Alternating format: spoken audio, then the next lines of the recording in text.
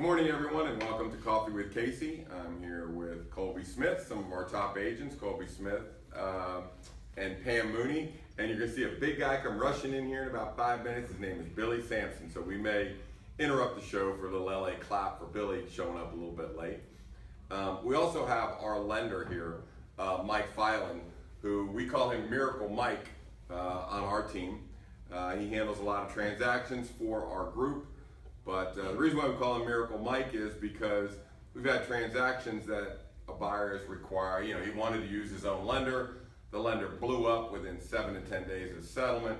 Mike steps in, saves the deal, gets it clear to close in 7 days. We're on the settlement without a hitch. So when we're looking for a miracle 3-point shot from the buzzer, we turn to Mike. Hopefully we give him more transactions than just those. But anyways, Mike is here to talk. The conversation today is going to be about buyers. This is the summer season.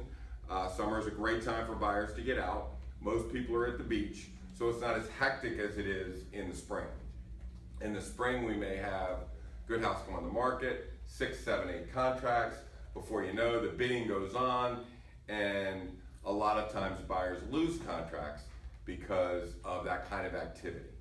So the best thing to do is when everybody goes to the beach, that's when you go out and buy a house. And we're going to talk about that today. Colby's a big-time buying agent, so is Pam.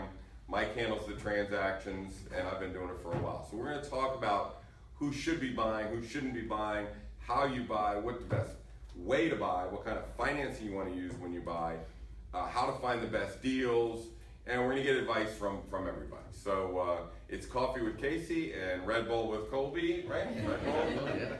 So whatever you got to get it. But so let's start. First of all, who should buy a house and who shouldn't buy a house? Not everybody should buy a house. There are situations where people aren't either financially stable or they haven't sunk their roots into a place. Let me give you an example. Let's say that you are going to work in Florida somewhere and it's really only a 3-year tour. Would you buy a house down in Florida? At this time, and the answer is really no, because if you're only going to be there for 3 years and then you move out, then you really can't recover the cost of selling during that 3-year period of time. So I know that people are anxious to buy. They want to buy. There's a lot of benefits to home ownership. You can paint the house, put in new flooring, you can do shrubs, you can do patios. You can make it your own. You have pride of ownership. But unless you are going to be in that position for 5, 10, 15 years, probably not a good idea to buy real estate, because real estate is two things.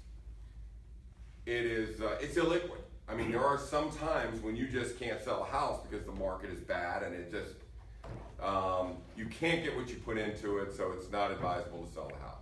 So it's illiquid. The other thing is it's a hedge against inflation.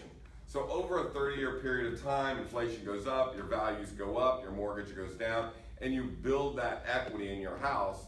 And when you're older, hopefully you have a lot of equity in your house, and that's what you can sell your home, retire, buy something down the road. So hedge against inflation, but illiquid.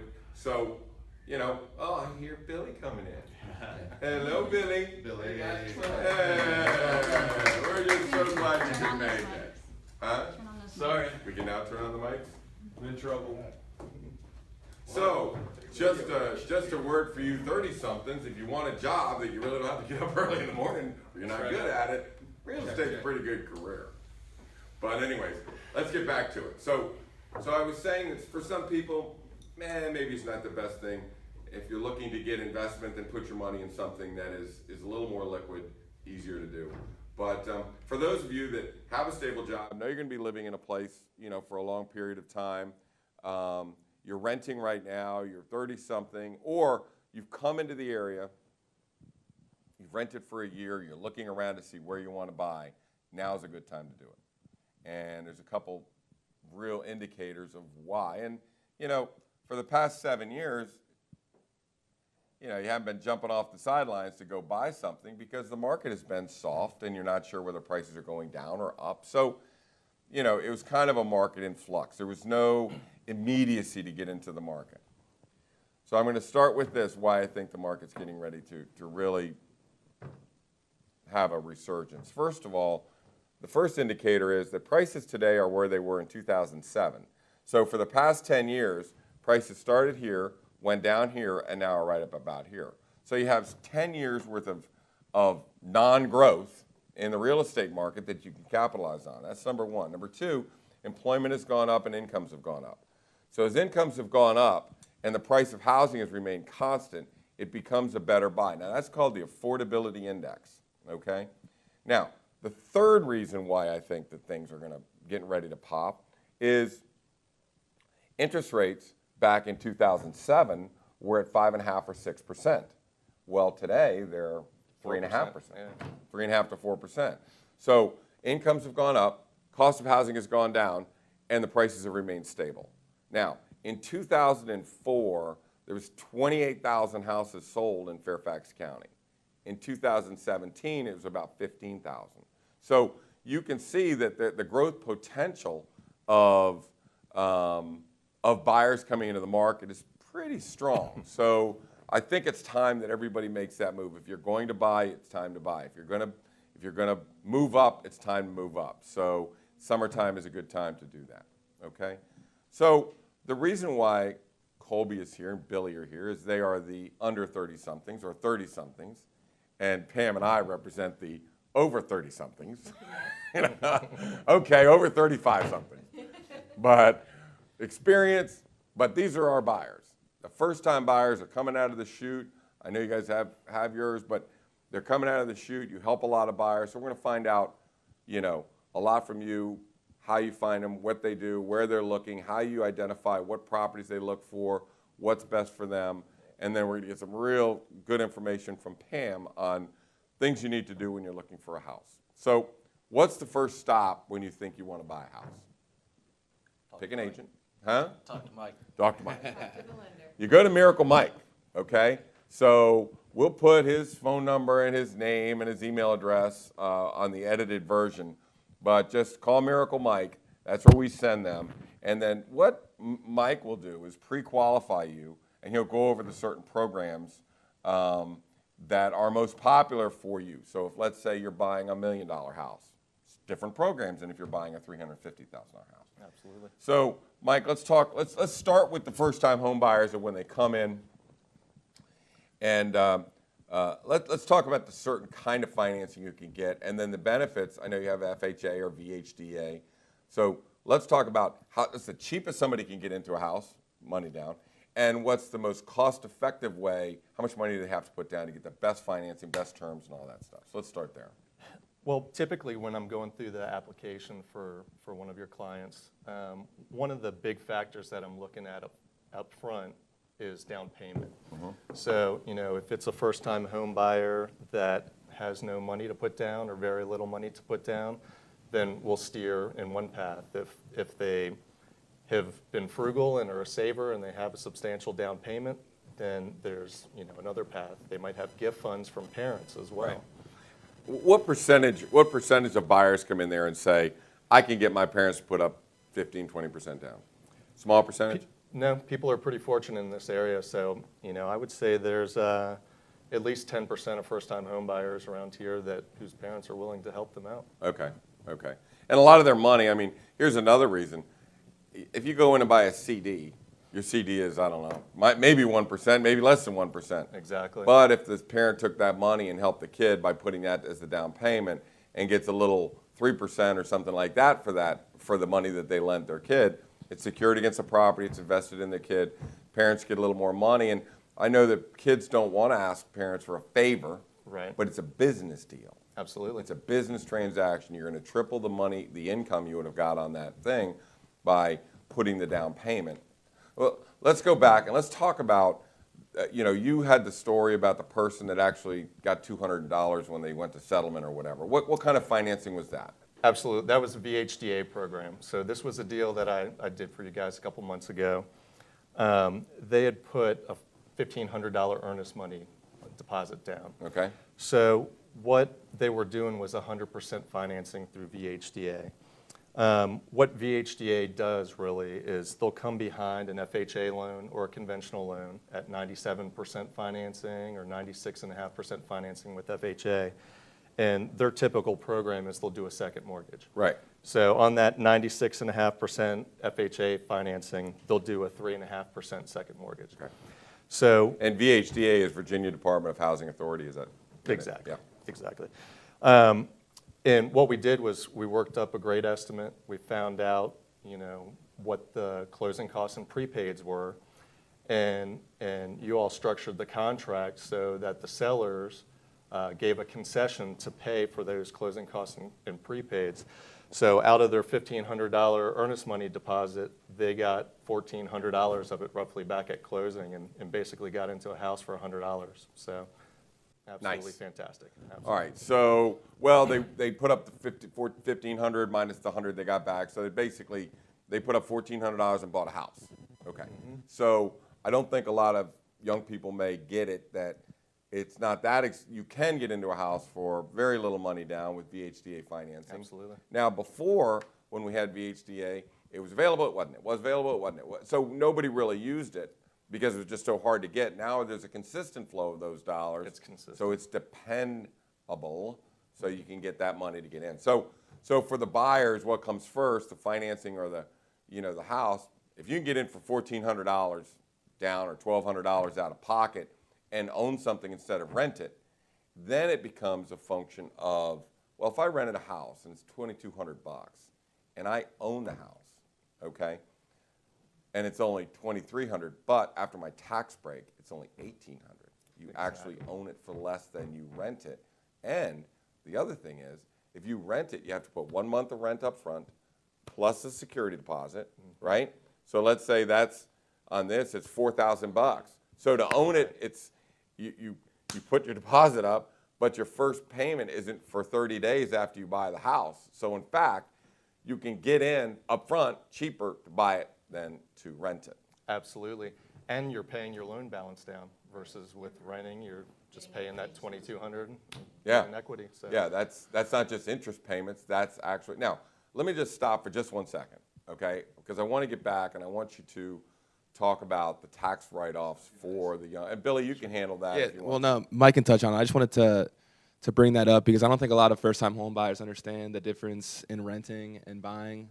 Yeah. Whenever you can write off that tax, it actually lowers your perceived. It's like a Seinfeld commercial. Yeah. I don't know. I'll bet you don't even know what a write-off is. Exactly. I don't have to because they write it off. Mike, touch on. They're writing off it. They're writing it off. That's so exactly. This is not a Kramerism. This is explain how the whole thing works. So when you own a home and you have your mortgage, you are able to write off your mortgage interest on your taxes. And you're also able to write off your property taxes as well. You write it off. Yeah, so if you pay $5,000 a year in property taxes for the home, you get to subtract that from your adjusted gross income on your tax returns, as well as the mortgage interest that you pay. So, if it's $15,000 a year plus that $5,000, that's $20,000 in write-offs. So instead of you making $120,000 a year and paying taxes on $120,000 a year, you only pay tax on $100,000 a year. So here's the actual trick to this too, is first, you don't have to do that at the end of the year. You can actually, was it W-4 form? W-4. Okay, so you sign a W-4 form, you go to your HR department and say, hey, I have $20,000 in write-offs. I want more money coming home every month. Let's say the benefit to you is $300 or $400 a month. You can go to your HR department, get a W-4 form, increase your deductibles so that you're getting that $300, your mortgage subsidy, every month. So instead of you paying $2,200 and then getting, at the end of the year a bunch of money, you can get that $300 or $400 every single month, and that is your subsidy. So that means you bought it for less than rented it. You're paying your mortgage payment less than renting it. You're building equity because the mortgage payment is or you're driving your mortgage down, okay, every month because part of your payment is the principal. You're paying the principal down. And then, so anyways, people have to at least look into this when you're starting to, and a good thing to do for the young people too, and I know that, you know, Colby's a genius at it, is he goes in, finds a property, fixes it up, got a good price on it. You make your money when you buy. You made your money when you buy. You bought a house, you fixed it up, now it's worth a lot more than you put into the house, okay? Plus, consider that you rent to your friends. So if you have your payment and then you rent to a friend, all right, now you're, you know, they're basically subsidizing your mortgage payment as well. Absolutely. So sometimes it is the person that buys it is paying less per month than the person renting it, and he owns it, and he's getting the mortgage principal pay down. So it is time to do that. It's time for parents to sit down with their kids and have a talk about how this works, what they should do. Are you going to be, do you have a stable job? Do you have a stable income? Are you going to be around for a while? And, you know, I know a lot of parents want their kids to stay close. Every parent has that problem, right? Because, you know, you got a daughter, she likes a guy, they go away, they live somewhere else. We don't want them to live anywhere else, we want them to live right here, right? So if you, it's kind of like an investment. Work with your kids, get them to buy something here, and they're not leaving. Exactly. You know? So anyways, there's a benefit to the parents that exceed the financial benefit of getting more than their CD money. So, Absolutely. So before I cut loose all these buying agents, let's talk about the benefit of a parent stepping in and saying, look, forget about the $1,400 down. I'm going to put up the 20%. I'll get my 3%. What is the real cost of not doing that? In other words, if I were to do a VHDA or an FHA or a VA or something like that, cost of mortgage insurance and all the rest of that, what is the math on that? Yeah, so if we're looking, you know, if a parent's putting 20% down for easy math, let's say a $500,000 purchase, and they're putting $100,000 down, CD rates right now, they might be getting 1%, which is $1,000 a year on that $100,000. Right. You know, if they help them with that 20% down payment, you know, the $100,000 will lower their monthly payment by about $500. Plus, the mortgage insurance on there would be roughly $300 to $400 a month as well. So saving that mortgage insurance premium, that's $4,000 a year versus the $1,000 that they would be making on the CD interest. So you've got less, so the cost would be you're going to lose $1,000 a month in CD income, but the benefit is $5,000 less in mortgage insurance premium plus about $5,000 less in mortgage payments. Is that what you're saying? Correct. $6,000 actually, $5,000 per 100. So Right. yeah, so you're actually looking at, and likely a better interest rate too, because you know, instead of having 5% equity, you're going from 95% CLTV or loan to value to 80%. You know, so you get a improved interest rate for having more equity in the property. would it be accurate to say that if somebody were to put up $100,000 for their kid, that the benefit, you lose that income of $1,000, but the benefit would probably be closer to $9,000 to $10,000, so the net benefit would be about $9,000 I would say for so. the family. Yeah, I would say so. $9,000 for a family is a lot of money. Per year. So that's about $750, $800 a month. So, you know, and I know kids are proud. You make your own money. You don't need to borrow money from mom and dad. You're on your own. You're independent and all that stuff. But let me tell you something. $9,000 a year is a big deal. If you took that $9,000 and started paying your mortgage down with it every year, just take the extra money and just pay that mortgage down. Can you imagine how fast that would go to a 15-year mortgage, and within, you know, if you're 30, by the time you're 45, it's paid off. So, you know, let's be smart. There's an easy way in, and there's a smart way in. Absolutely. And you have to determine. Now, some people don't have parents that have that kind of money. So that's their option. Or they're pig-headed, and they don't want to ask for money, or the parents just don't have, or whatever. So I'd say that's plan B.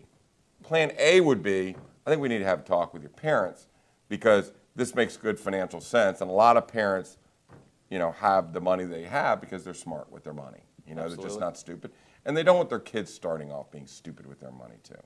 So let's just say that that category needs to have a conversation, okay? Let's start with that. Okay, so we've got through the financing, and now they're on with our hitters. So let's start with Pam. Pam Mooney has been lived in 22171 for 30 years. Yep. And you work with one of our top agents, Bernie Kagan, for 10 years, and your deal was you would handle all the buyers and Bernie would handle all the listings, so you are, in fact, a professional buyer agent. And we bring her into listings because she represents the buyers and she knows what buyers are looking for when they're buying a house, okay? So let's start with when you do get a buyer, how do you narrow down where they're looking, what they're looking for? You know, what are your first steps with your buyers? So for my first-time home buyers, I do exactly what we were discussing. I send them to Mike because there's nothing worse than taking them out and looking at something that they can't afford. There's no going back. And Right. it's the same with new construction. If you take them to new construction, it's hard to go back to a resale because everything's new and beautiful. Right. So the best thing to do is find out what they can afford. And it's not always what they can afford, it's what they're comfortable paying. Because a lot of times they can afford a lot more than what they want to pay, but in order to save up money to move into the newer, bigger home after the fact is also questionable too. So you got to find your comfortable range, what programs work for you as well. Right. So we start with the lender, what they can afford, and then we set up their search for the new ones. If they've rented in the area for a while, so they know the area, then and they kind of know where they want to be, where they want to commute to. Most of it's commuting for Right. youngers. Right. So then I take them out as much as possible. I feel like the more they see, Right. the more knowledgeable they become, and they'll be comfortable making that choice when they find the right one. They're learning, though the younger ones are much more online savvy. And that's what's so important about the agent too, is they're looking at your website. They're looking at your website. They're checking out, you know, your reviews and what you've done in the past and who you worked with. And obviously everything is referral based. Right. I mean, if you've done a good job for someone, they're going to refer you. And that's the people we want too. We want people that want to work with us as well. Right. Let me ask you one thing. So I have a buyer. They could go new, they could go resale. The resale, they're going to get a bigger house. Right. You know, you're going to get a smaller house for a new home. What percentage of your buyers do you think, if they had a choice, would rather have the new home than the resale?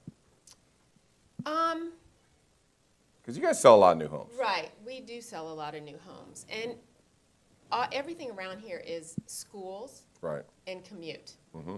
So in that age group. Mm-hmm. So I would say if a lot of people now are working from home. Right. So they're able to go further out to the newer construction, which is affordable. Right. So it's a 50-50, I think. I think there's still some that want to be located in Falls Church, be near the city as well, and they're willing to take either a fixer-upper or something that's been completely renovated. Right. Because everybody wants move-in ready. Right. And that's what we work with our sellers to make sure that everything is up to date and move-in ready. Because most people are working two jobs. You know, if it's a young couple and they're both working, they both need move-in ready. They don't want to deal with contractors. They don't want to deal. And that's the thing that you sellers have got to understand is it's a whole new world out there. Right. These buyers are two income with kids, busy, Right. a lot of stuff going on. That they are not fixer-uppers anymore. Right. They used to be in our day. When we bought our house in Oakton, it was the ugliest dang house I've ever seen in my life.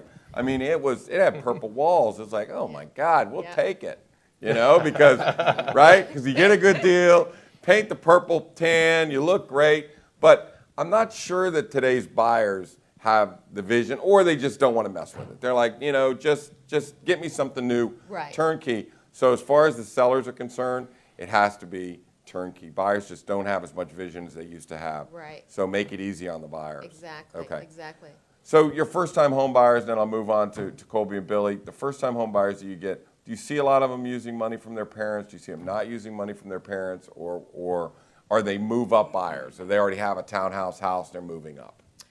I have a lot of them that have been smart enough to save enough money to get started, but I do have probably 15% that do give money from parents to get started, because this area is very difficult to rent and Yeah. save money. Right, right. And if you've been renting for a year at least, I would definitely buy. I mean, Yeah. it's just the interest rates are too good. You need to move on. You need to build equity. As I talk to my kids' friends all the time, I'm like, please don't rent. And I didn't have my kids rent. I mean, they have actually moved back with us at certain times just to save up enough money for that down payment. Let's talk about the generations, and then I'm going to move you guys, I promise. Yeah. Let's talk about the generations. So the 32 and 33 somethings came in, they bought something in 2006, and then before they know it, they spent $550,000 or $600,000 on a house, and within 2 or 3 years, the house was worth $400,000. And I think it scared a lot of people. And basically what happened is this. They came in and said, you know what? In fact, in 2005, I made the statement in front of all these realtors in here, and I was doing mortgage banking at the time, and I said, look, right now you could get a ham sandwich alone. If that ham sandwich has got a Social Security number, I get that ham sandwich alone, okay? Because that's just what it was. They were literally, anybody with a Social Security number could buy a house. Absolutely. And I don't mean buy a house. I mean a no money down, I mean this, that, no money down, no cash, no checking your assets, nothing. So it was very easy to get a house, so it ran up in 2004, 5, and 6. The bubble burst in 2007. Everybody paid for that. And it did scare some people away from buying. And really because of this lull, it's like, why buy? Because that scared the heck out of everybody. Sure. But, now hopefully we've learned something from that, and hopefully it doesn't get out of control. So what happens is they went from too easy money to too restrictive of the money. And then when they took the restrictive money, they sucked all the buyers out of the market, and that escalated the decrease in value. Sure. So you shouldn't be afraid of what happened. I'm not going to say it's not happening again. I've been here for 35 years. I know things go like this and that. But you buy for the long term. You buy 20 years or 30 years, or you're not here for, it's not a 5-year deal or something like that. It's a long-term process. So I think that scared a lot of people out of the market. Now the people coming in, your age guys, are looking at it, and all they've seen for 4 years is it's been pretty good, if not stable. But I'm going to tell you, we go through that increase to decrease to stable, and after stable, because incomes have gone up, interest rates have gone down, consumer confidence has gone up. Look at the stock market. I think now it's time to get back in. So, if I could say just one thing to help support home values too. We had that bubble burst. There are a number of laws now in place. The main one being the Ability to Repay Act, to where now the ham sandwich has to prove that it can make the mortgage payment, kind of thing. Right. And so that should give people a lot of confidence that that bubble, there are bubbles, but wouldn't be to that extreme. It was a huge mistake. Mm-hmm. A lot of people paid for it. It was corrected. It was overcorrected. But now it's time for, I think, people to get serious about getting back on, because, the economy is doing good. I think our growth rate is going up. It went from 1.9 and now to already at 2.6 in the first, 8 months of this year. So it is on the rise. So it is time for people to start considering it. So Colby, you sell a lot of, every time I turn around, you've got somebody buying a house somewhere. Yep. Okay? So where do you start with these guys? When you get a buyer and you're pre-qualify them, where do you start with them? What's the indicator that's pushing you geographically to wherever you go? Well, a lot of the people that I work with are working in Arlington, working downtown, can't necessarily afford to be that close into the city. Yeah. So a lot of them head out towards Reston, Ashburn, Leesburg, get a little bit more for their money. So that's typically where I find them going. One of the things that you touched on was a lot of people work from home, and you can actually use that as a write-off on your mortgage. So I've been kind of steering people in that direction too. A lot of the people that I work with, work on a computer all day long, Right. and that's what they do. So they don't have to be in an office. So that's another deduction they can use.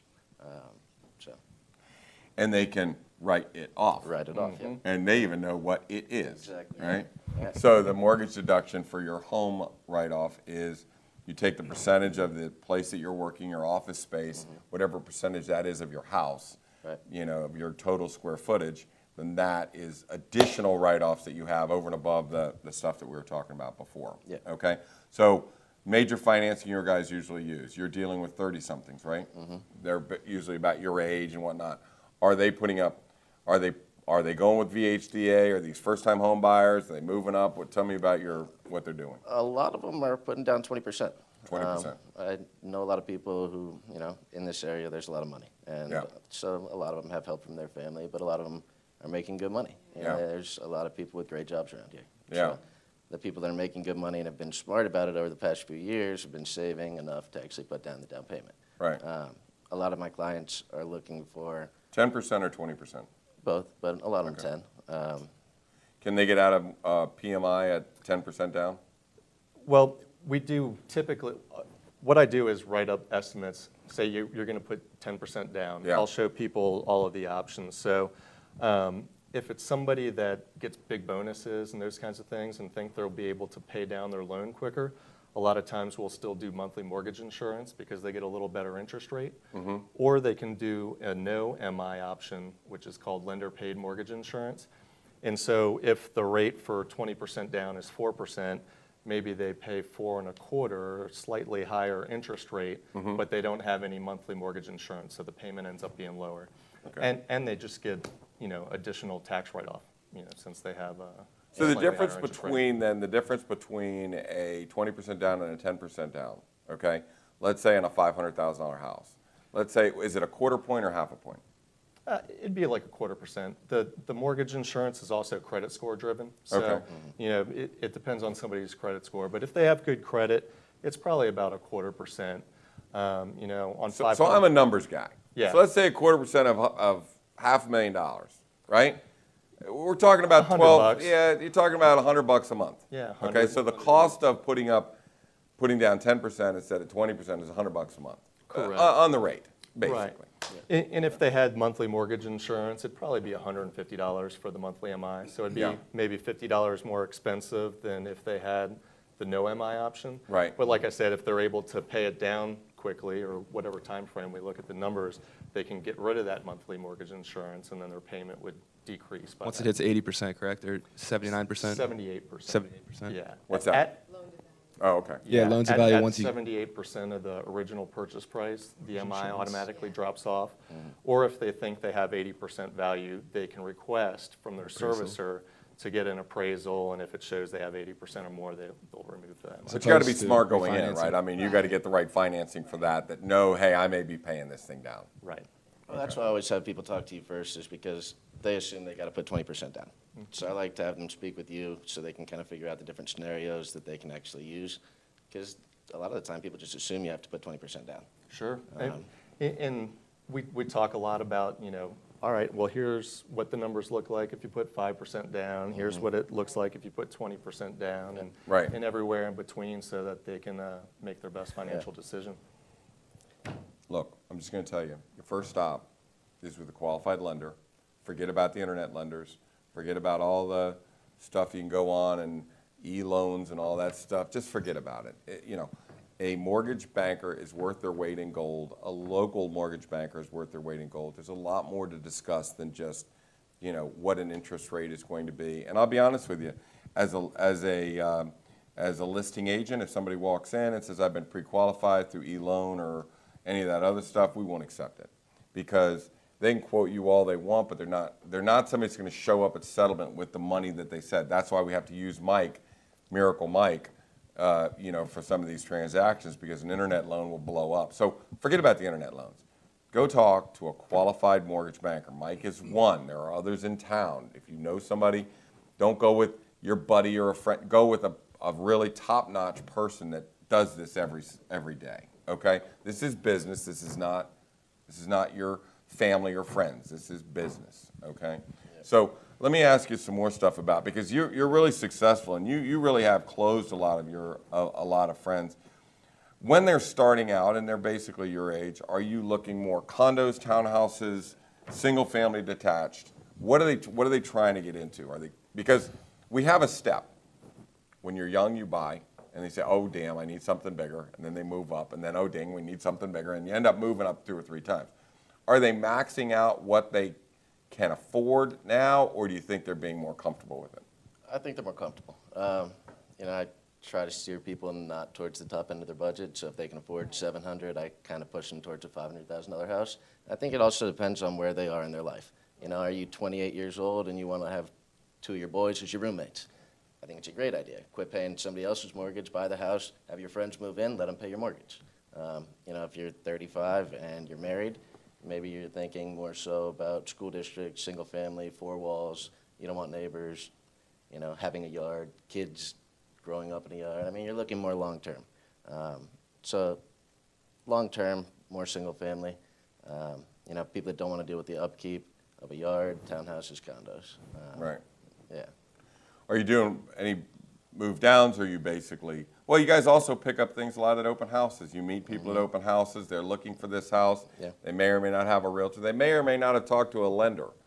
And that's why at our open houses, we kind of say, look, have you talked to a lender yet? And if you haven't, you're wasting your time. Buyers, wasting your time. If you're out looking at open houses and you haven't been pre-qualified with a lender, you're absolutely going to fall in love with a 900 when you can only afford a 700. So there's no sense in looking at a filet when you can only afford a sirloin.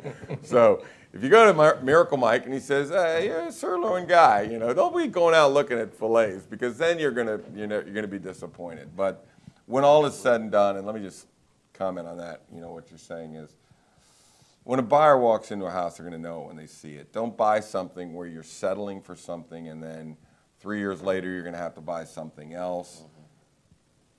If you walk in and go, I feel really comfortable here. This is where I want to come home every night. I'd be proud of this place. And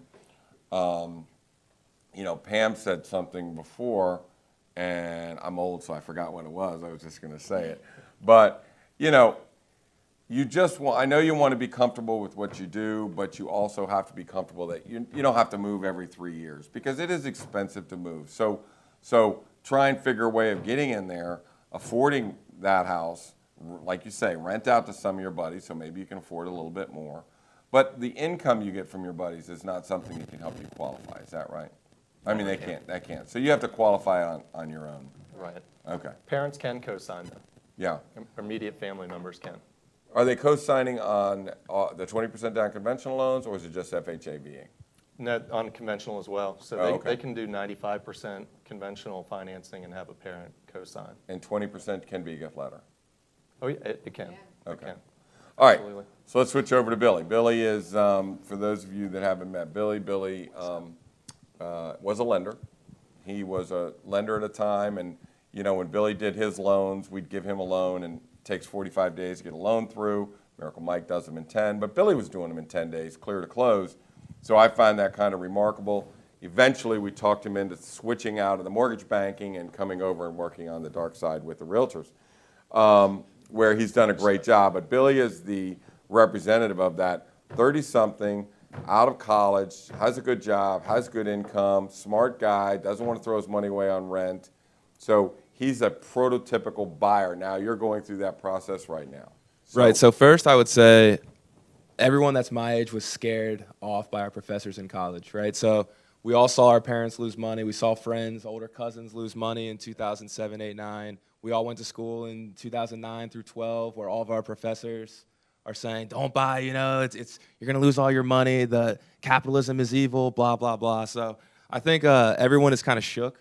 We all went through that, 18, 19, 20. You know, you go through that. You see the stock market's losing money. You see people are losing money. Professors are telling you that it's crazy, blah, blah, blah. I think everyone needs to shake that out of their head. I think rent is, like everyone has said it here, is a waste of money. You know, you pay $10,000, $15,000 a year in rent. It's just right down the toilet. You don't get anything for it.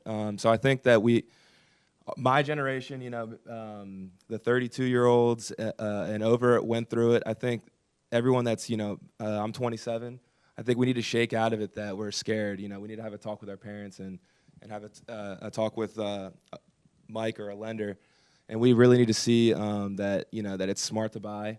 You know, you don't want to go over your budget, but you do want to take that step in having a conversation. Well, let's all think about everything works in capitalism. cycles. It all works in cycles. Right. The pendulum goes one way and the pendulum goes the other way. So if 28,000 people bought a house back in 2004 or 5, did everybody just disappear, or did they just start renting, or is it just not that much? And why is it only 15,000, 16,000 today? Well, that pendulum scared the heck out of everybody.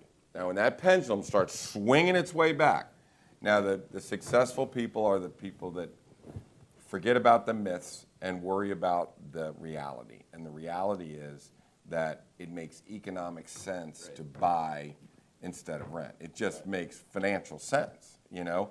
If you're spending $2,000 versus $1,600 and you can own for $1,600, then you buy it for $1,600. Right. Well, everybody's going to get that. We're like lemmings. I mean, buyers are like lemmings. You hear a success story. Exactly. This is why it goes like this. Okay, two things drive the market. Fear and greed. Fear and greed. Thank you, Billy. You're welcome. See how smart he is? He sits around with Uncle Casey, listen to this stuff. People actually learn from it. Fear, greed. Everybody starts buying. The market's going up. Oh my God, you hear these success stories. I'm in. Before you know it, that ham sandwich is buying a house, and I mean, here it goes. Hopefully not again. Right? Well, when the ham sandwich is buying and everybody's buying, now the greed has the market. Boom, something happens, scares people. Fear drives the market. So fear drives the people out, greed drives the people in, smart people buy right in here. So as the fear has driven prices down, as the fear has made this a good buyer's market, that's when smart people step in before the greedy people step in. So, you know, we're in a lull. You know, we're where we were 7 years ago. So, yeah, I guess I'm hoping that the people are watching our show. Thank you, Leslie, again, for producing our show and scrambling around. We're looking at like $20,000 of equipment, but the equipment wouldn't load. So we're on what is that, iPad or iPhone? So we went with the iPhone. That was a great recovery, by the way. Good job. But we're hoping that by spending a time, an hour with us, you know, you kind of learn it's time to get out. The smart people should get out. The parents should be helping. The kids should be looking. Billy, right now, when you go out and look. I just wanted to touch on something real quick. I don't want to cut you off, but you asked about single-family home or townhome or condo. Right. And I know, as Colby was saying, if I'm 28, I want to buy a condo maybe or a townhouse, and I'm in between that.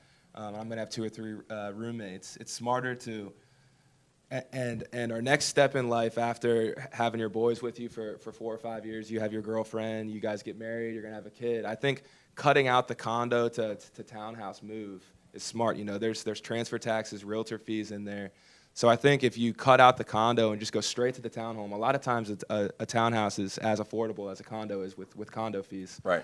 So I think if you cut out the condo to townhouse move, and then whenever you get married and have kids, you move your boys out, or I guess whenever you get married, your wife probably doesn't want to have. Yeah, when do you move your boys out there, Billy? I don't know. At what point? It depends how cool your wife is, right? So. There's not a lot of cool wives. I got a news bulletin for you. Yeah, right. Let's not touch on that right now, but that's a different coffee with Casey, Yes, probably. it is a different So coffee. anyways, just going straight for that townhouse, I would say that cuts out the condo to townhouse move. I agree. I think that you have to be as efficient as you possibly can. You have to go to where you think you're going to be the longest. Right. Because really we bought a house when we first got married, a townhouse in Reston. We lasted 6 months. Right. And then we bought a house in Hearn, and I lasted like 13 to 18 months. It's like, I just want to be in Vienna. I don't want to live anywhere else. So here's the thing. I'm going to tell you this story, and I say this to some buyers, and I want you to think about this. So family comes in from England, and I got to buy hotel rooms for the whole group. So we're going to Ocean City, and it's like, yeah, it's going to get expensive. I'm not buying expensive hotel rooms for this whole posse. So we go to a hotel, not an expensive hotel, but I can't live in that hotel. There's no way I'm spending the night in that room with that bed. It's just, I got to go. So we kept moving down the line and looking at these little more expensive, little more expensive, little more expensive. So we finally ended up at the Sheraton in Ocean City, because that was the minimum standard I was willing to take in order to spend the night. So when you're buying a house, you have to know, what is my Sheraton? What is the Sheraton? In other words, don't settle. I'm only going to, I'm just going to have to learn to afford it. I'm going to have to afford it. No matter what I do, this is my Sheraton. This is the minimum standard I'm willing to take, or my living conditions I'm willing to live with. So, I think everybody has to look around and, I know what Pam was saying. This is really important, what she's talking about. and I want to address rebates. Okay, so let's talk about this. So in today's market, buyers are out there looking for houses. At what time is it, by the way? Are we getting close? 10:30. 25. All the time in the world. I got all the time in the world. I got you guys for an hour. So this is very important. So now you get a Redfin, you get some people saying, oh, we'll give you rebates. You buy from us and you get rebates. Well, just like going to an internet lender over a professional mortgage banker, you try and cut costs in a very in a part of the thing that you really need professional help.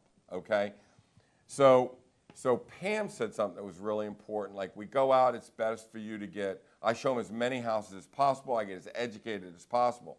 When you come in and say, hey, give me a part of your commission because I'm going to go out and find it, you lose that. You lose that education process. Let's look at 15, 20 houses. Let's look at all these things. And here's what you get. I'm going to get a rebate. So then you grab a house, you get your little rebate, but you never looked at enough houses. You never got educated. You got something you didn't want, and you just put up $100,000. It's going to cost you $40,000 to sell. You got something you didn't want. You really need to consider knocking it off with the rebates, because what you want is, right now the standard is maybe 2.5% instead of 3% for the agents and their buyer, for the buyer agents. And I think it's more important that you say, look, I want 100% of your time. Don't rush through this. I want you to be my agent. Let's do this correctly. Let's go to all these houses. Let's take our time. So if somebody comes in and says, well, Pam, I want 1.5 rebate, well, how much time can Pam spend with that buyer if they're trying to, get all of the rebate out, get all of the commission out of there? Relax on that. Just work with a professional agent, because there's a couple things. One, there's an educational process. Had I spent more time, I wouldn't have been in that neighborhood that I was in, and I wouldn't have had to move and then move again and then finally end up in Oakton somewhere. So take your time. Don't rush it, okay? Be with a professional agent that's willing to take their time with you and walk you through, because there's a lot of things you need to go after. Are you in the right school district? And I don't even care if you have schools or don't have schools. It's easier to sell houses in some school districts than it is other school districts. Resellability. Take your time. Consider resale. Consider your traffic patterns. Consider how long it's going to take you. Consider maybe buying this instead of that, because if you buy this, you're not going to be satisfied. You're going to have to buy that. But the more important thing that Pam said was the education.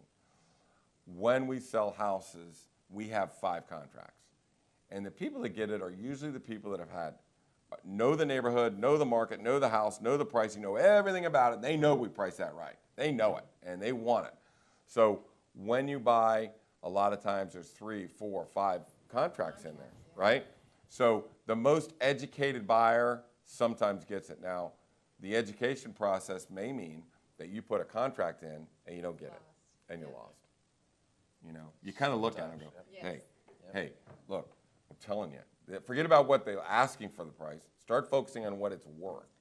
So houses comes on at $500, it's really worth about $515, $520, and you go to your buyer and say, look, this is really good. I'm not paying more than list price. You lost it to a $525. Can I touch on that too? Yeah, you can. So just exactly what you're saying. People look at the list price as, I'm not going to pay full ask. And especially first-time home buyers are. You need to knock that off, by the way, all you people who think that. Exactly. So you lowball 3 or 4 people and you miss out on 4 or 5 houses. Yeah. By the time you get to the 5th house, you finally realize market value has nothing to do with the list price. Right. So, if things are priced correctly, you might need to shell out a little bit more cash. You might need to go over list, So, well, and again, Colby, look, if you're going to work with a buying agent, that's why I think that these buying agents that we have are valuable, because we do a pricing model on every house. If Billy's going to put in a contract on something, he's the smartest pricer that I've, and that's why I brought him in here, because I knew he was brilliant financially. But he can look at a house and we can determine what is that property, what is the value of that property. Forget about the list price. This is what it's worth. Right. Price per square foot, percentage of assessment, comparable, recent comparables, growth charts. We put all this stuff in. And it's like, forget about that. What they're doing is they're baiting people in to coming in with multiple contracts. A multiple contract could generate $25,000 over the list price. So the educated buyer that's already been through a loss like that are the people coming in with 25 grand over list price. Right. So what Colby, you're talking about is your people lose contract 1 or lose contract 2 or lose contract 3. Well, those are the first 3 choices. So now they're screwed. Now I'm going to have to settle with choice number 4, and I'm going to have to pay. Now the problem is, And it's a month or 2 later. right? Yeah. It's a month or 2 later, and you're beat up. Right. So you're like, and Now I'll do tell me if whatever this I can to tell get me it. if this doesn't sound familiar. Just the give me house. the house. Yeah. I don't really care. Yeah, it's draining. You know? So here's what happens, and I'll tell you what happens. As a listing agent, I love people like that. Sell a house for $525. This is one of Pam's. $525. We got a couple 725. We got a couple 730s, a couple 735s, and then we got a 771. You know why? Lost 5 contracts. Yep. Lost, yeah. They've lost 5 contracts. So they literally bid like $30,000, $35,000 over the other highest bid. I had another lady that came in to an open house, and she said, I've lost 6 houses. I really love this house, but I've lost 6 houses. I'm so discouraged. And I'm like, well, this is first weekend, open house. She's the only contract. She's all that was there. She gave us full price. And I said, in the first week, we do highest best offers Monday at 5 o'clock. And she said, does that mean there's other contracts in here? I said, I didn't say that. I just said on the first weekend, we do Mondays, 5 o'clock, highest and best offer. So she bumped her offer from $875 to $917. She bumped her offer $42,000. I work for the seller, so I'm taking the $917. Okay. Now, if somebody bids over the list price, you change in the contract that the appraisal must come in at the list price, not the sales price, right? So we get whatever's over. So she had to prove she's got an extra 42 grand in order for us to accept this contract, which she did. Appraisal came in, $875. She's bought a house, $42,000 over. Now this is what happens when you get beat up over time of, I've looked at 100 houses, I put in 6 contracts, I've lost. Now the one good thing about working with our buying agents is that we list 100,000 or $100 million worth of houses, and we're on the other end. So we deal with it all the time. So there's 2 benefits of working with these agents, okay, as opposed to other agents. 1, the other agents pretty much know who we are, or will know, when they're dealing with a bigger agent, they'll always accommodate the bigger agent because they feel, A, we get things done, but B, they're going to be on the other side someday. Someday you're going to have a contract on my listing, and you're going to wish you were our friend. So in real estate, it's only natural to say, yeah, we'll, look, we got 5 contracts. Can you give me the 625? If you can give me the 625, you can have the contract. Because I'm going to ask you, like the Godfather, I'm going to come to you someday and ask for a favor, and I'm going to want you to grant me that favor, right? Around, yeah. So it's good to have an agent that has pull or leverage over other listing agents that they're trying to work with you. We're all trying to work together, but if it's a question between agent A, B, and C, and this one doesn't do much deals, and that one doesn't do much deals, this one does 100 million or 120 million a year, you're going to want to accommodate the bigger team because you want to work together with them, okay? You know the deals are going to get done. You know they're more experienced agents, so they wouldn't be working with the team.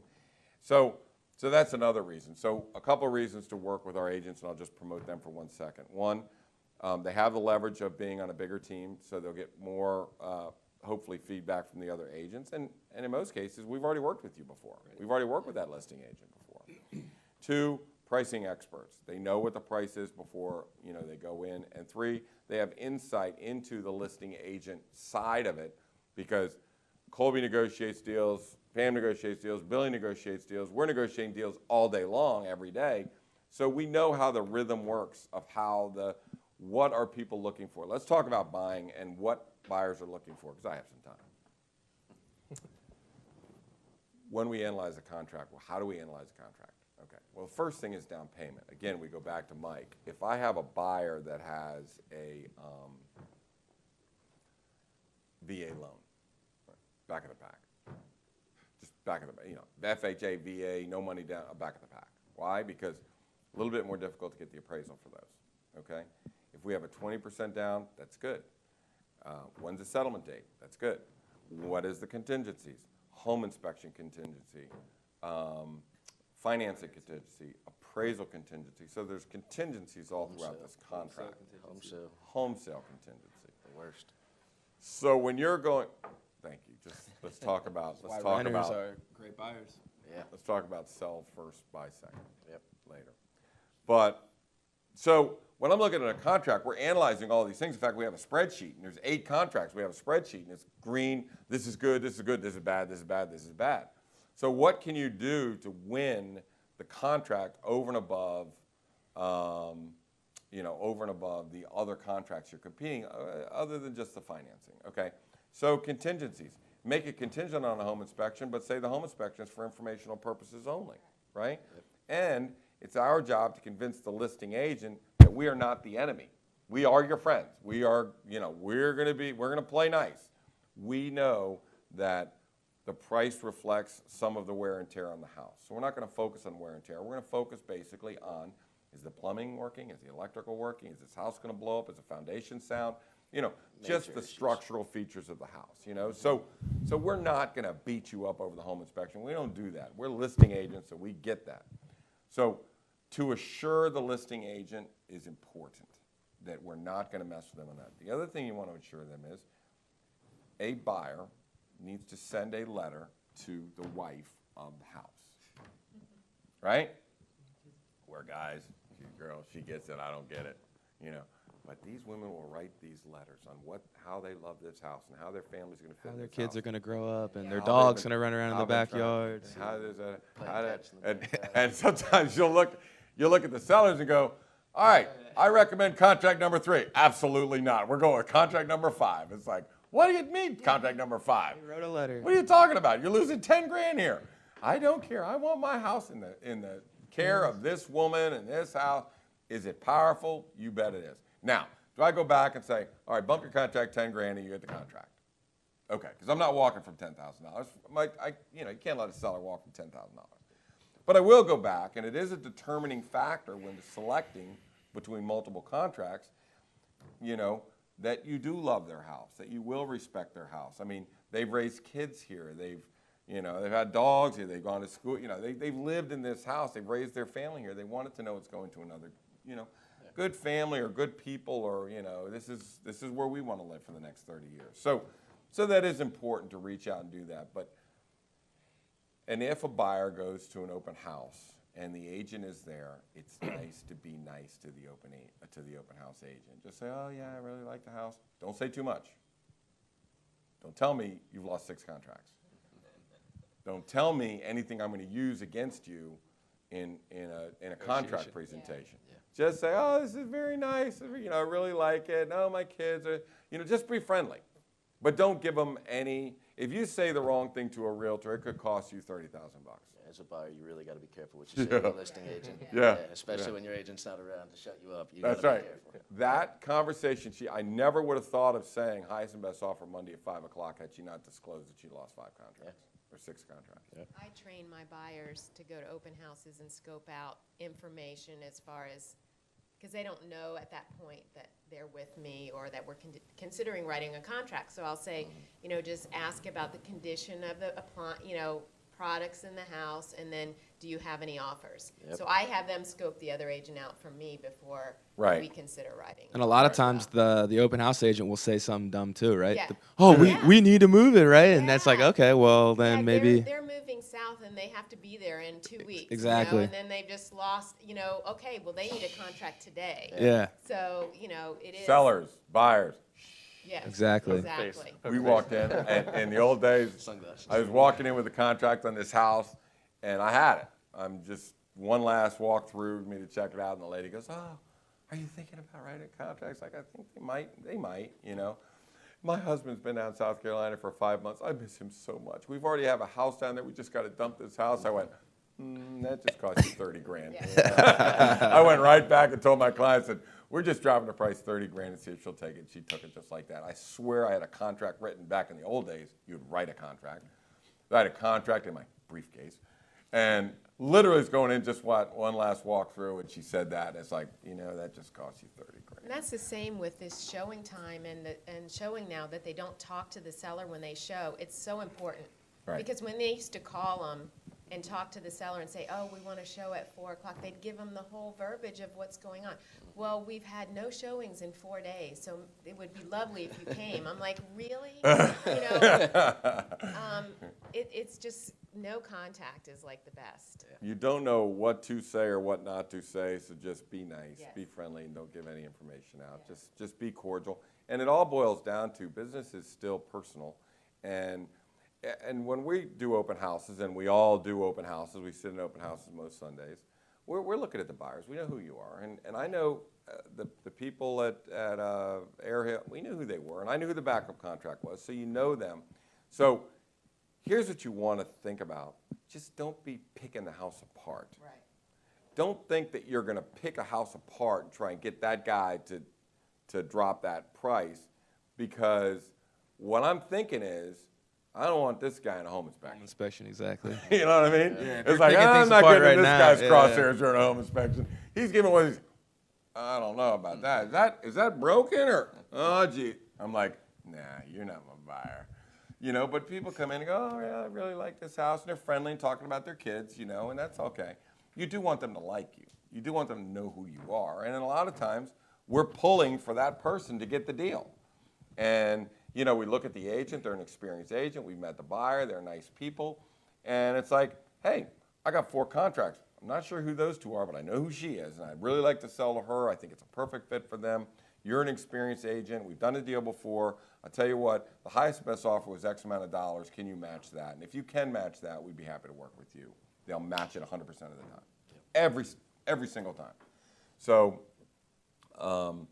that's, just be nice and don't say anything. Don't tell these guys anything. I wanted to go back to one thing.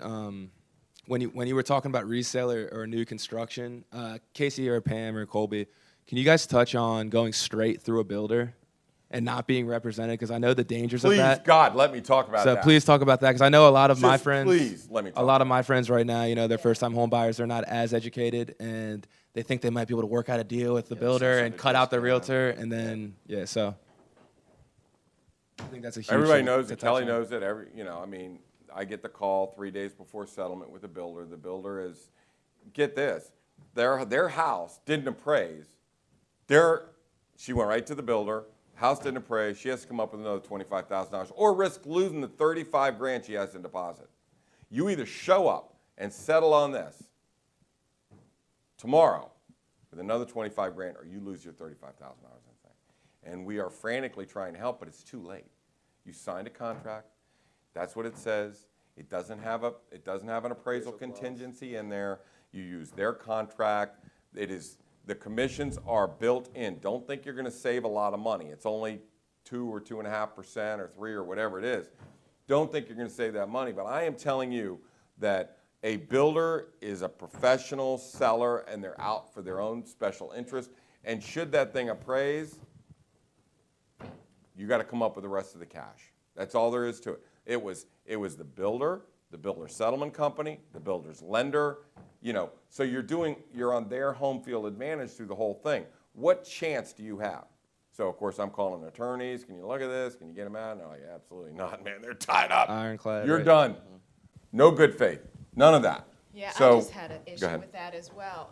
I just bought with some young couple, and the problem with the builders is that The upgrades. they have a lot of reps there that are just fill-ins for the day, and they don't know what's going on. They're not the manager at point.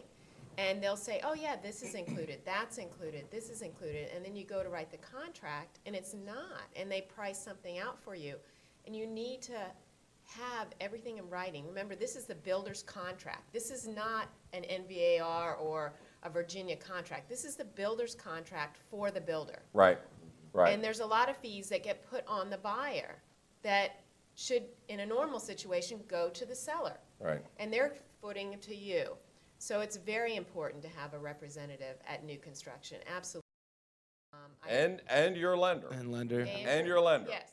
Because their lender has their guy, and he Right. appraises it 17,000. He's going to call Mike McNaughty or some of his lenders, and they're going to go out and they're going to appraise it, and it's Right. going to come in where it Right. is, because you may load up a house with a bunch of Upgrades, options. but you don't Right. get upgrades. 100%. Exactly. That's what I was going to say. You Well, know, the it's other space, thing feature, is- function. Yeah. Sorry, Pam. Most Go of ahead. the times, they'll give you an incentive to use their lender. Yeah. Okay, go with their lender, get qualified, have Mike compare it.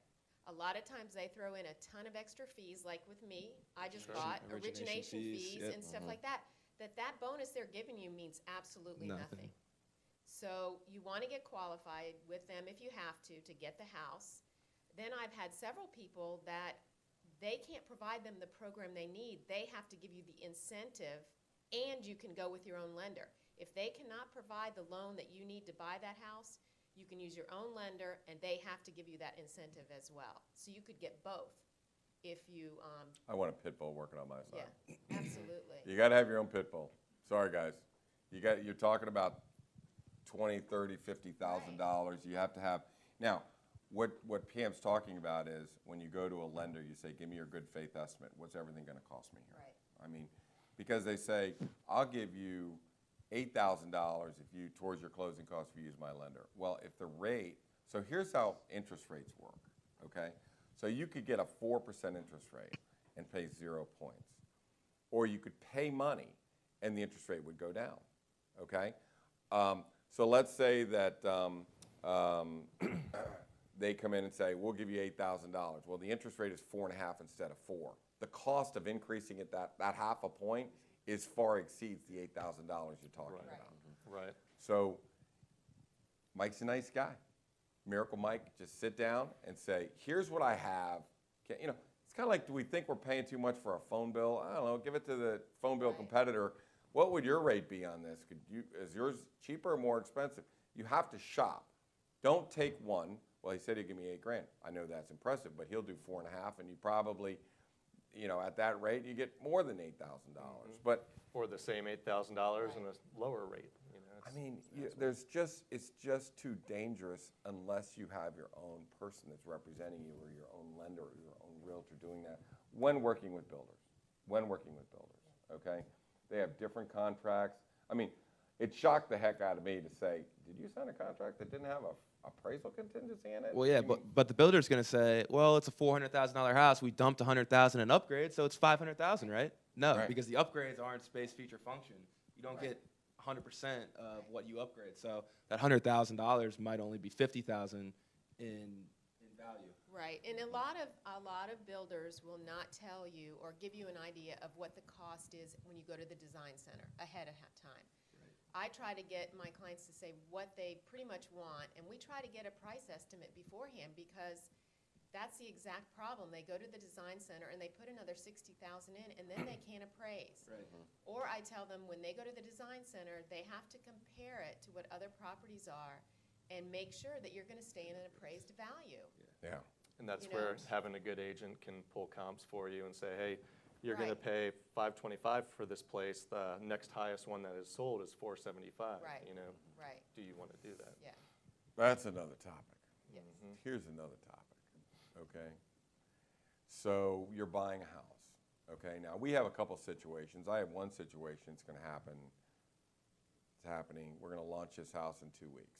So it's about a $750,000 house, okay? And when you're buying, this is what you want to look for. $750,000 house, they have $300,000 in upgrades in this house, but the neighborhood will only support an $850,000 to $875,000, right? So they're not getting that $300,000 back. Who's getting the $300,000? The buyer. Buyer. Right? So if you find somebody that's overbuilt in a neighborhood, you get an extra $150,000, $1,000 that, because the neighborhood, if that house was in another neighborhood, partner, you might get $950,000. But in this neighborhood, it's kind of like that. In this neighborhood, it's $850,000. And The $250,000 that one guy sunk in his backyard. Yep. The whole resort. Yep. Sorry, you're not Yeah. gonna appraise for 1.5, Yeah. and everything in there is 1.1 because you put 300. that's it. Well, Pam and I were in a house yesterday. Yeah. They bought a house for 1.235. They put in $400,000. It's going to sell for 1.299, 1.3, somewhere around in there. So you know, in fact, you have the benefit of $300,000 extra of built-in. So when you're looking for a house, to find a house that's been overbuilt, you know, over modified, that's a big deal, man. That you get the benefit of. I mean, this house that we're gonna launch in Vienna at $850 or $875 is just stunning, but the neighborhood won't give you anything more. So that's it. So whoever buys it's gonna get a deal. That may be one that gets into multiple contracts and people start fighting over it. So, but that's one of the things you want to look for. And when you're buying, well, let me ask you guys something. Yeah. That's only, well, to touch on that is, that's only if the listing agent's smart. Right. To know that it's only an 875, not a 950, right? Because if you list it at 950, it's in with 700s, no one's going to come by. It's going to sit for 60 days. And that's the next that's topic. probably the next, yeah. So one group to watch. Okay, what time It's is 11. it? Okay, I'll talk fast. But this is also important. So let's say we're going out to buy a house, and houses come on the market, and everybody goes and gets it. So there's a lot of not good listing agents that overprice houses. So they come out, perfect example. Pam and I went to a house that was worth $1.4 million. They list with an agent at 1.575. Okay? And it sits and sits and sits and sits, and they drop, and it's down to 1.45. They still can't get it. Why? Because Pam and I told them it's only worth 1.4. So somebody's going to get that house without any competition at 1.375. Okay? So do you look at houses that are just coming on the market? Yeah, kind of, but so does everybody else. But you look at houses that were overpriced and then drop. Remember this. Leverage. 40 or 38% of all houses in Fairfax County withdraw unsold. Okay? They withdraw unsold. Why? Because they overpriced it, sat. Seller got anxious, ticked off, doesn't sell, off it goes. So not bad to take advantage of people that don't know how to price houses. You might want to go look at a house, been on the market for 120 or 140 days, and I don't mean lowballing like ridiculous stuff, but the house is worth this. I'm sorry, I got a bad rotator cuff, so I can't raise my arm that much. So the house is worth this. They price it at that, okay? Sits. Eventually, they start dropping it down. Now, when it gets to here, now offer them here. So don't offer $150,000 less than list price, because that's kind of ridiculous. But watch it. Watch that thing come down. And when it gets this number, remember this, that within 10 days of a price drop, that's usually when the contracts come in. So if you see a price drop, it takes it a little while to get absorbed into the marketplace. So keep an eye on that house. When that price, the one I'm talking about at 1.575, now it's at 1.45. It's going to come to 1.4, and when it does, somebody's going to offer them 1.375, and they're going to say, hell with it. We're sick and tired of this. Let's just Right, and a lot of buyers, like you were touching on earlier, whenever you said, whenever we get into a multiple contract situation, there's 10 contracts. If you have 5% down, you're getting kicked to the back. Right. Yeah. Well, in this situation, You're oh my all I God, got. let's go. I'll take you in a heartbeat, right? You got your lipstick on. You look awful good. We'll do anything you want in a home inspection. Take as long as you want. Blah blah blah. So because we know and we encourage our people to price their houses right and sell within the first week. Because if they do, we have multiple contracts. And if you want to rough us up on a home inspection, we're going to contract number 2. Maintain Guess leverage. what? Maintain leverage. Guess what? 150 days out, we're all you got. We're your only girlfriend. So if we say fix it, you're going to fix it because you're not going back on the market. So you said it. Leverage. Who has leverage? Buyer or seller? Buyers have leverage after 150 days. Seller have leverage in the first couple days. Okay? So I'm going to finish with a commercial for our group. You can see all this at CaseySamson.com. You can see a lot of stuff for sellers. See a lot of stuff for buyers. We have coffee for Casey. Is that what we call this? Yeah. Coffee with Casey. We have it the first Thursday of every month. You can see all of them on our blog at CaseySamson.com. If you need any help buying a house, please contact one of our professional buying agents at the Casey Samson Team. If you're looking to sell a house, 4.5% full service model. We do about $120 million a year, and last year, since the first of the year, our homes have sold at 100.1% of what we've listed them for. So we're sticklers on pricing. Julie is incredible on social media, on our marketing for our homes. So remember, friends don't let friends list their house at 6%. If you have somebody you know that's selling their house, tell them to give us a call. We'd be happy to help them. Mike, thank you very much. I appreciate it. You. His name is Mike Filan. He's from First Heritage Mortgage. We'll put all his contact information there and on CaseySamson.com. Billy Sampson. sorry I was late. Billy Sampson, who came in late, will be deducted points from that. You can reach him on there. Colby Do some Smyth push-ups. has been with us now for 5 or 6 years, does a great job, whether it's, as a alt agent on listings or buying houses. And of course, the lovely Pam, who we're just happy to have on our team. She's been in the business for 10, 12 years. We won't put too much date on it. But Pam actually started Samson Properties and was the office manager for years and got this whole thing up and running. So we're very fortunate to have them. Kelly and Shayna, and who else do we have on our team? And Morgan. Pat. So anyways, and Pat. God, don't let me forget Pat. That'd be a crisis. Anyways, thanks for joining us. We'll see you next month, unless you give me a call and need to list your house. All right, Casey Samson out.